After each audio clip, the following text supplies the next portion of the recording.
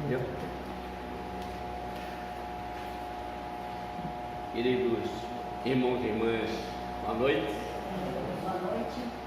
Que a paz do Pai de Jesus, nosso irmão maior, permaneça com todos nós aqui presentes, encarnados e hoje desencarnados.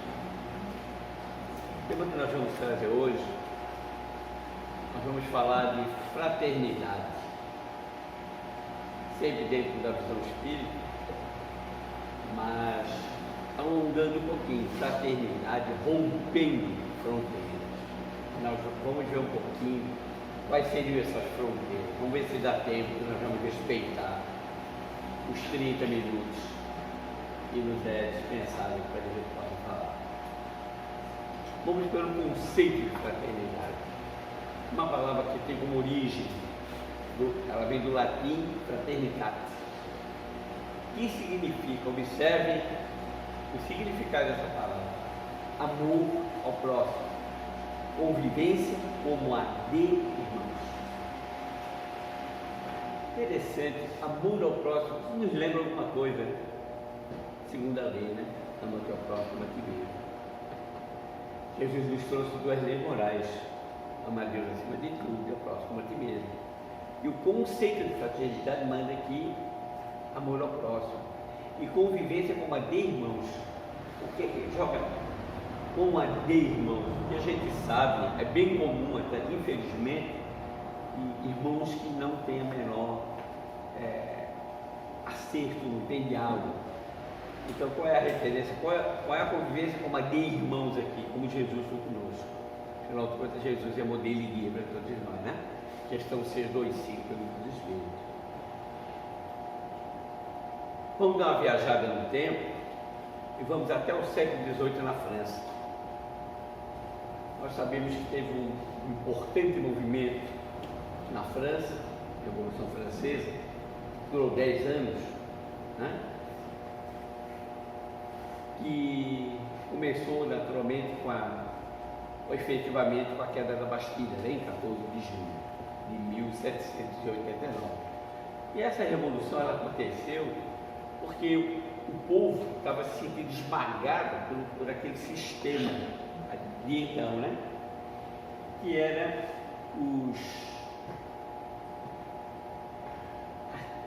a criatura ser massacrada, escravizada, prensada mesmo dos governantes de então.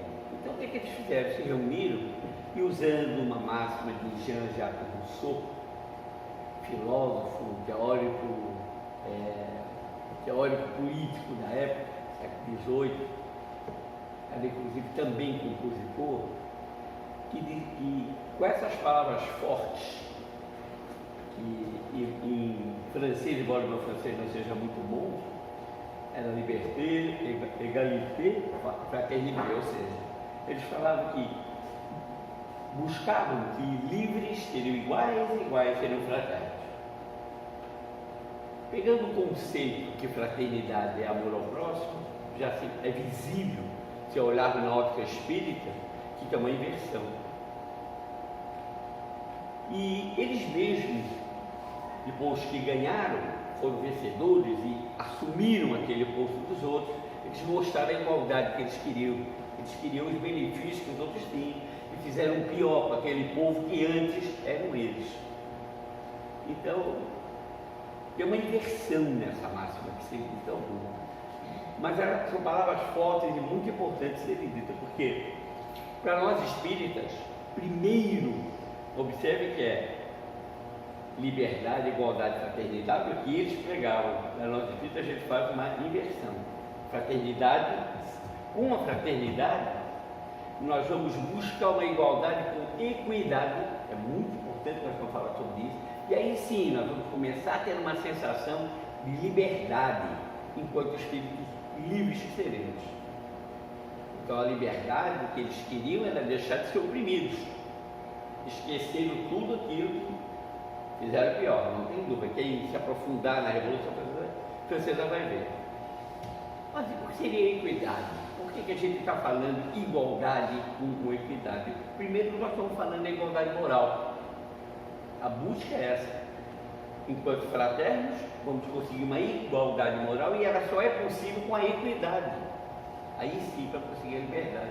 Sem a equidade, vamos nos imaginar, estamos todos aqui, temos uma cerca dessas de madeira, com frestas, está acontecendo ali um jogo de futebol de várzea. A seguinte cena se encontra: 3 criaturas, 2 mais altos e 1 de baixa estatura. Os 2 mais altos estão olhando por cima daquela cerca e estão vendo todo o jogo. E o menos alto, a baixa estatura menor, está olhando pelas frestas. É evidente que a visão de quem está em cima é total e aquela ali é muito limitada. Onde é que entra a equidade? A equidade é você dar a condição de todos terem a mesma oportunidade. O que é que um dos 2 faz? Pega um caixote, o outro sobe e os 3 ficam assistindo a mesma partida, tendo o mesmo campo de visão, embora vão ter, evidentemente, posturas diferentes, vão ver, cada um vai fazer a sua leitura daquilo que está vendo. A equidade é fundamental para você ter essa igualdade que se busca. Agora, sem a fraternidade, que é o amar ao próximo, não dá, nós não vamos conseguir. Então é muito bacana, quando você começa a entender o contexto, de entender que você precisa ser fraterno, daí o fato da grande maioria, se não todas, casas espíritas terem um atendimento fraterno. Essa condição de você se colocar sempre na posição daquele que está por vir em socorro de uma orientação, de um esclarecimento. Socorro esse que muitas vezes pode salvar uma vida, a gente sabe muito bem disso. Quantos e quantos suicídios, abortos que foram evitados por pessoas que buscaram o equilíbrio dentro de uma orientação, receberam e aí sim tiveram uma outra postura. Isso é uma atitude fraterna. Se você tem alguém que lhe presta serviço, a criatura tem lá, chega para lhe prestar o serviço de bike ou de motocicleta, não importa. Você tem um espaço na sua garagem, o que é que você faz? Se você tiver buscar essa igualdade com a equidade, você vai abrir a sua garagem e diz: olha, põe a tua motoquinha aqui, outra bicicleta aqui, que você vai ter um outro rendimento no trabalho. Então só é positivo você buscar essa igualdade, porque esse amor ao próprio. Se fosse você que viesse com a sua bike ou com a sua motoca, você gostaria que ela ficasse ali guardadinha, bonitinho, para que você pudesse desenvolver com muita tranquilidade o seu trabalho. Isso é muito importante. É fundamental que se tenha, sempre falar em igualdade, sempre agregue a equidade. Não tem como você buscar o igual sem que tenha esse amor embutido, sabe? De dar a mesma oportunidade. Pode errar? Pode, mas teve a mesma chance de olhar da mesma forma. Então é muito importante isso aí. E aí nós vamos começar a caminhar, entendendo que essa máxima ela teve importância, né? E que vamos usar a fraternidade na nossa caminhada. Desta feita agora nós vamos colocá-la nas fronteiras, nós vamos romper fronteiras criadas por nós mesmos muitas vezes. Que fronteiras seriam essas? Vamos dar um exemplo. Nós temos um grande adversário dentro de nós, que é o nosso egoísmo. É uma fronteira muito forte. Nós só vamos conseguir passar essa fronteira, para abrir essa fronteira, se nós formos fraternos. E aí nós vamos buscar a igualdade e vamos ter a liberdade de nos tratarmos como irmãos que somos. Então é muito legal. O egoísmo é uma grande fronteira. Tem fronteiras, por exemplo, tem uma passagem que o Divaldo Franco conta, que ele estava na Mansão do Caminho. Observe como são muitas as fronteiras. E ele está lá num dia comum, de repente tem um dos seus filhos, que ele chama de filhos, ou sobrinho, não sei, um daqueles que trabalha com ele. Seu Divaldo, tem uma senhora, uma moça desmaiada no passeio. Sim, porque você não juntou. Ah não, fiquei com medo de aqui te chamar. O Divaldo sai, com que? Sai com a sua de chinelo, vai lá, vai ver, está uma moça desmaiada, uma moça jovem, seus 30 e poucos anos. duas crianças próximas a ela chorando muito. Eles, claro, colocaram a moça, calçaram ela e levaram para ser atendida. Então, entre ela e a mansão do caminho, tinha uma fronteira a ser ultrapassada, e que só foi ultrapassada acompanhada de um atendimento fraterno. E observe o contexto. Chegando lá, ela foi atendida com os médicos, que eles têm um centro médico, e quando ela voltou assim, a primeira palavra que ela ouviu e disse foi fome. Caiu de fraca. E aí ela conta, ela estava por jogar-se à frente de um ônibus, acabar com a vida dela, quando antes desmaiou de fraqueza. Ela que achava que se ela se matasse, alguém ia ter pena dos filhos, ia dar atenção para os filhos, enfim. E o que aconteceu? Intervenção, obviamente, da espiritualidade. Não é seu tempo, calma, vamos lhe ajudar. Ela desmaia, chama a atenção, que infelizmente ainda é mais fácil você chamar a atenção do grande público uma dificuldade, do que se você estiver fazendo uma coisa muito bacana. Infelizmente ainda é assim. Desmaiou, todo mundo corre para ver pelo menos o que é. E alguém correu, chamou de volta. Que com uma atitude fraterna, trouxe, atendeu, e a moça passou a fazer parte do grupo deles, dos filhos, e até os dias de hoje, fomos de volta. Os meninos já são homens formados, e ela continua sendo uma trabalhadora, voluntária, assim, fantástica. Então veja como uma atitude fraterna não só evitou que ela tivesse mais fome, mais dificuldades, como também fez com que ela tivesse uma nova grande oportunidade, porque ela conseguiu romper uma barreira que existia para que ela pudesse ter essa capacidade. Então são muitas as fronteiras. São as fronteiras da inveja. É muito triste, das paixões doentias, das nossas diferenças. Nós não sabemos trabalhar com diferenças. Nós tivemos uma pandemia, a gente pôde observar isso aí.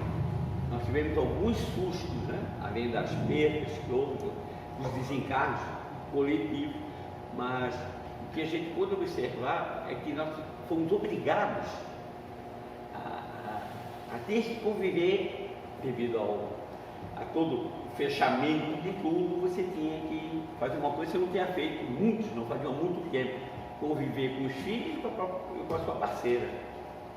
O resultado prático é que muitos se separaram, mas muitos, de uma forma extremamente fraterna, fortaleceram os laços.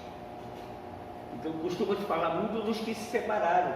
Há um grande número que se separou, mas um número 2/3 a mais do que os que se separaram solidificaram uma relação.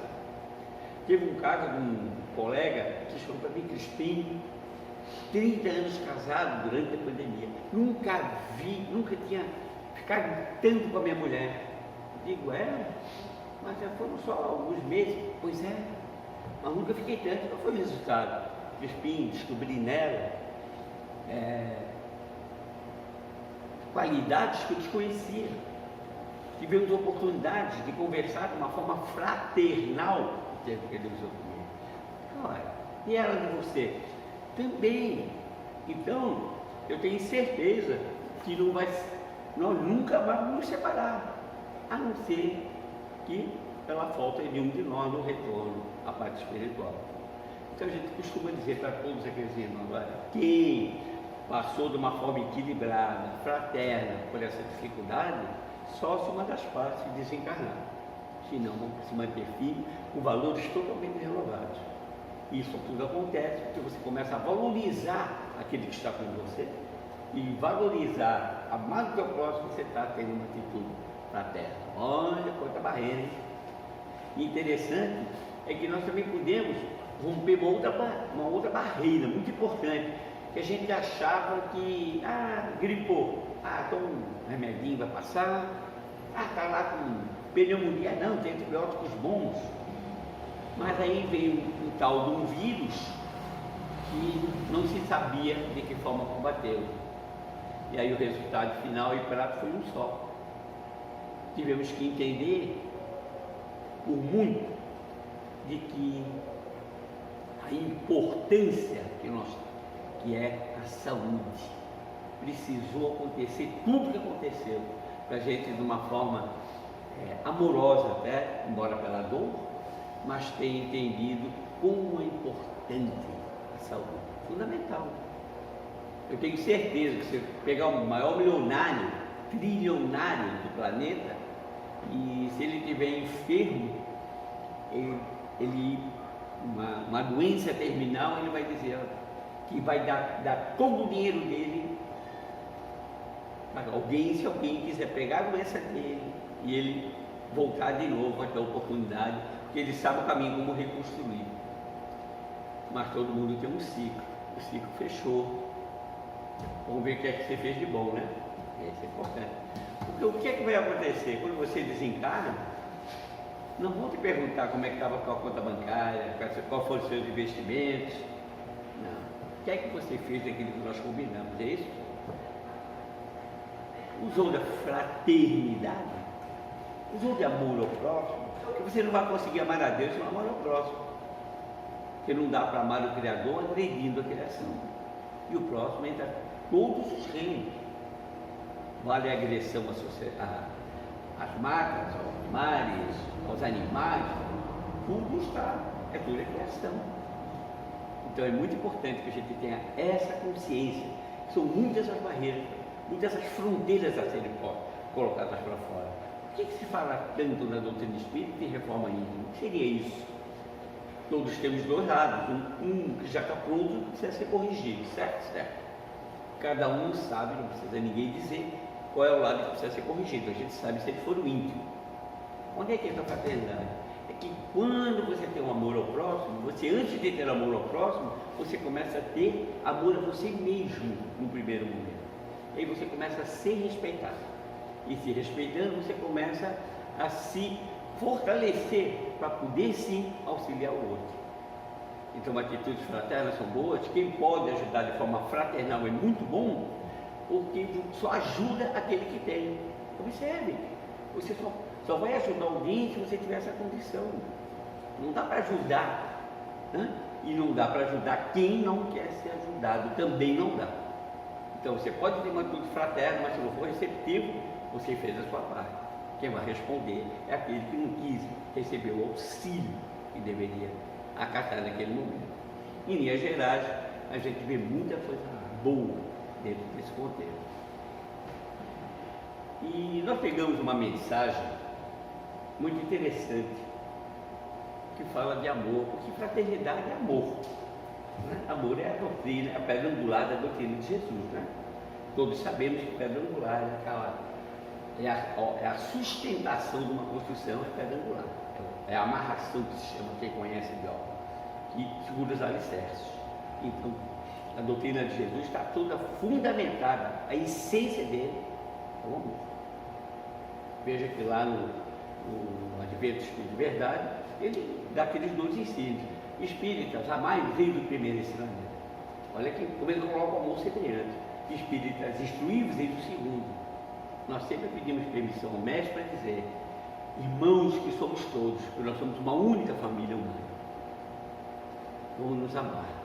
Irmãos que somos todos, vamos nos instruir para que a gente possa se amar melhor.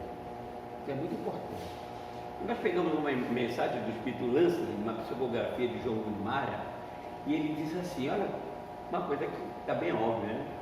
Está faltando amor nos corações de todos nós. Está afirmando. E ele diz: onde existe amor, as armas se transformam em arados. Arma de lado, vamos trabalhar. Outros aparelhos e ferramentas se transformam em ferramentas e aparelhos de vida e não de morte. Para conseguirmos a paz, diz o Glancy, basta que as nações aceitem 12 mandamentos, que Jesus sintetizou todas as leis e tudo que foi dito pelos profetas. Amar a Deus acima de todas as coisas, é seu próximo como a si mesmo. Então veja que não nos falta, essa doutrina é eu gosto muito de falar em Jesus. Gosto muito dessa doutrina porque ela me dá todas as respostas que eu procuro. cada um de nós, presente, encarnado ou não, se nos introspectarmos, nós vamos ver coisas que a gente não estava vendo. A partir do momento que a gente vai crescendo, buscando essa igualdade moral, tendo essa preocupação de uma forma fraterna, dar condição para o teu próximo também ter isso, e não se preocupar que ele está lhe fazendo sombra, que tem que dar todas que não sabe aproveitar uma sombra. Mas acha que aquela sombra vai acabar com não. Você tem que aprender a dividir, fracionar a sua luz, a outra luz, e ambos, quando necessário, se recolherem na sua pequena sombra. Isso chama-se fraternidade, atitude de amor. É muito importante. Tem uma outra mensagem também do Chico que é muito legal, que ele diz assim: se um dia te encontrares em situações tão difíceis que a vida te parece um cárcere sem portas, uma solitária, não quer porta, joga o cara. Ele diz: não desesperes, ora em silêncio e confia em Deus, fé raciocinada, esperando pela divina providência, porque Deus tem estradas onde o mundo não tem caminhos. E esse é o Chico. Então é muito legal quando a gente começa a entender uma frase, uma colocação, e começa a olhar para dentro de nós e começamos a ver até que ponto eu estou dando essa oportunidade de outros irmãos, nós somos todos uma única família, de terem a mesma condição que eu, de pelo menos olhar o que está acontecendo, para que o municiado possa ter atitudes cada vez mais próximas das leis do Criador, né? Para nós cristãos, ela vem através do Evangelho de Jesus. Então é muito bom. E a gente vai também lembrar uma outra grande máxima. Essa aqui nós vamos até falar um pouquinho dela. Olha como é que é. Esse eu estava sentado aqui e veio bem claro, né? Use essa máxima. Valorize quem está com você, e valorize muito quem está com você durante uma tempestade, uma dificuldade grande que você possa ter. Mas valorize muito, porque em dias de sol a praia está lotada. O que é isso na prática? O que seria isso na prática? Você é uma pessoa extremamente bem financeiramente, todo mundo sadio, pessoal em casa de boa, o que acontece? Muitos amigos vêm, né? E como você é o cara que é o mantenedor, né? O mantenedor de todo aquele circo armado, o que é que acontece? Todo mundo, a bajulação, né? Isso é comum. Acredito que talvez mais de um, que eu passei por uma situação dessa, então era sempre casa cheia, né? E, esse é o pai, não sei o quê. Aconteceu um fato, e por algum motivo você começa a ter algumas dificuldades, uma enfermidade, e você começa a ter dificuldades e aquelas festas começam a diminuir, e tal qual ratos, quando um barco está por afundar, são os primeiros a pular fora, aqueles amigos que se diziam amigos e que bajulavam, são os primeiros a vazar. Quem fica? Amigo mesmo.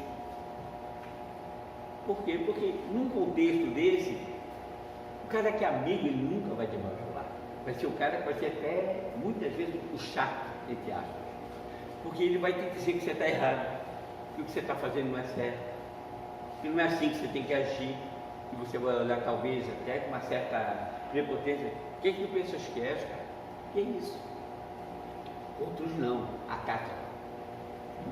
Entende que a crítica construtiva é maravilhosa.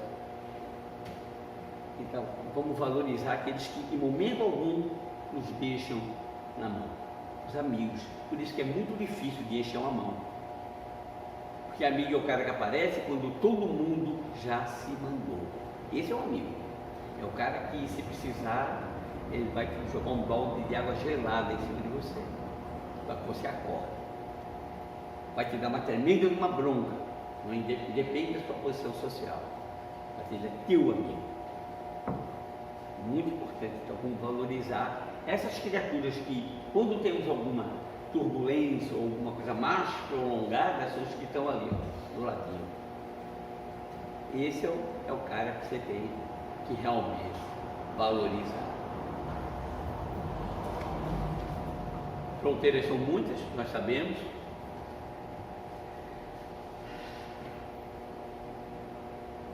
São muitos os exemplos que nós temos dos ensinos de Jesus, usando da mais absoluta e pura fraternidade e amor ao próximo. Nós gostamos muito de uma passagem onde Jesus está pregando a palavra e trazem até ela uma jovem que fora pega em adultério. Observe que interessante. É uma passagem bem conhecida. Eles chegam, os fariseus, os saduceus, que eram inimigos de Jesus, né? Porque Jesus, embora ele não fosse inimigo de ninguém, tem outros inimigos. Tanto que ele, quando convida-nos ele manda a reconciliação, ao perdão, ele diz: reconciliai-vos o mais depressa possível com os vossos adversários. E ele orava essas criaturas que estavam nele como adversários das suas ideias, não como inimigos.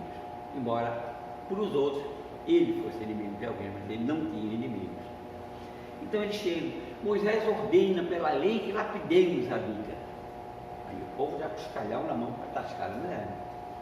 E Jesus ignora o que eles estão falando, fica arriscando, eles insistem. Na terceira vez ele olha com aquela moral extremamente elevada, ilibade elevada, olha para eles e diz: aquele dentre vós, que é uma autoridade moral, que não tiver faltas, pecados, atire a primeira pedra. Era tanta moralidade, porque Jesus tinha mansuetude, era simples, mas Jesus, quando precisava, usava de rigor, mas com muito amor sempre. O que é que aconteceu nessa cena? Todos foram jogando as pedras no chão, ninguém mais vai apedrejar a moça. Quem foi que largou primeiro as pedras? Os mais velhos. Por que os mais velhos? Porque o impacto da colocação de Jesus de uma forma amorosa, mas chamando a criatura moral, foi tão forte que todos, sem exceção, fizeram um rápido exame de consciência. E claro, o cara que tem mais idade, mais vivência, tem mais erros, como pode ter mais acertos.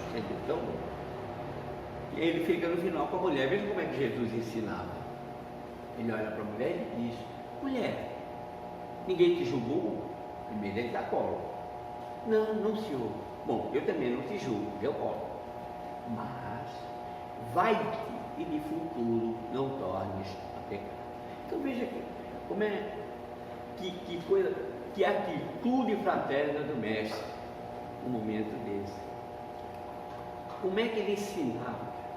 Ela precisava primeiro de um aconchego para se refazer, porque ela ia tomar um bocado de pedra. Ele não a julga, e o que é que ele diz? Para ela não tornar a fazer, que muito provavelmente não vai dar próximo, para que ela não receba todos aqueles pedregulhos de novo. Agora, para que se fale o efeito que Jesus falou, nós precisaríamos estar mais ou menos, pelo menos na metade do patamar evolutivo dele.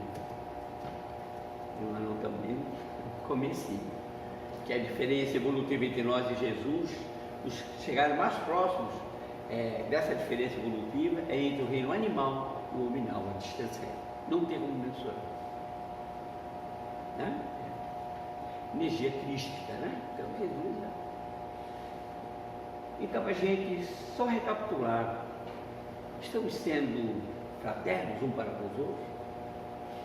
Esse exercício, como todos os demais, começa sempre dentro da nossa casa, sempre dentro do nosso ambiente de trabalho, no trânsito, que não é fácil. Entende? Como é que você vai ter essa limpeza de não ter uma atitude agressiva se o cara chega de porta de uma forma desnecessária? Então a gente precisa crescer muito ainda. Por isso que quando a gente fala de moral para Jesus é a regra do bem viver. E a gente só vai viver bem quando a gente alcançar a nossa plenitude, não tenho dúvida. E essa plenitude só se consegue com trabalho, com solidariedade e com muita tolerância. Por isso, tá, tudo está ligado. Para que a gente possa amar o próximo, a gente primeiro tem que buscar esse trabalho dentro do nosso desenvolvimento moral, sem dúvida alguma. No segundo momento,